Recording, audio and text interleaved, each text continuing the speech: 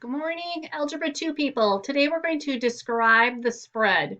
Recall that statisticians like to report the center, which is the mean or median, the shape, symmetric, skewed, single, or multi-peaked, spread, and outliers. So we've talked about almost all of these. The last one we have to talk about is spread.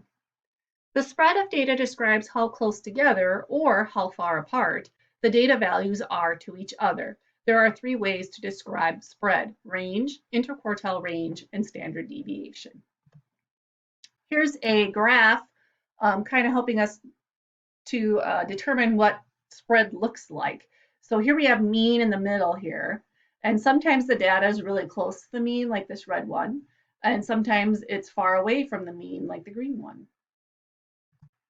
Just a little side note regarding the whole COVID-19 thing. When the media has been saying flatten the curve, they were wanting the data to be more spread out. So they were wanting this green one instead of the red one, so that not everyone needed the hospital or a doctor at the same time. So that's what they were trying to do when they were saying that.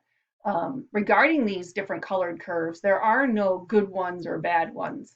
So depending on what you're trying to do, sometimes you want the red one. Okay, and sometimes you want the green one. So sometimes you want the data to be tight together. That usually means it's more consistent versus the green one, which means things are more spread out and taking a little longer to get through. So that's what spread is in relation to the mean. Here's our lesson example for today's topic. A biologist is trying to determine which type of sugar is more successful in growing a particular type of cell. She measured the diameter of the cell and collected the data below. So here's sugar W and sugar P. Here's the histogram for sugar W. Looks like it's symmetric, and we do have some outliers. Okay, so symmetric and outliers and single peaked. Here's the histogram for sugar P. Definitely more uniform. One could say still symmetric, because you could fold this in half and it would kind of sit on each other, even though we have a little bit of a gap over here, but keep in mind they are only 1 unit away from each other.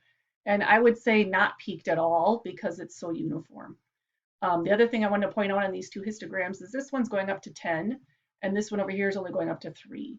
So really, these should have probably had the same y-axes, and if it would have done that, you would have seen that the p's would have been all down here, just all kind of stacked up in columns down here underneath the 4. The mean for sugar W was 40. The median was also 40. And as we said, it was symmetric, single peaked, and it had outliers. The mean for sugar P was 40. The median was also 40. It's symmetric, uniform, and has no outliers.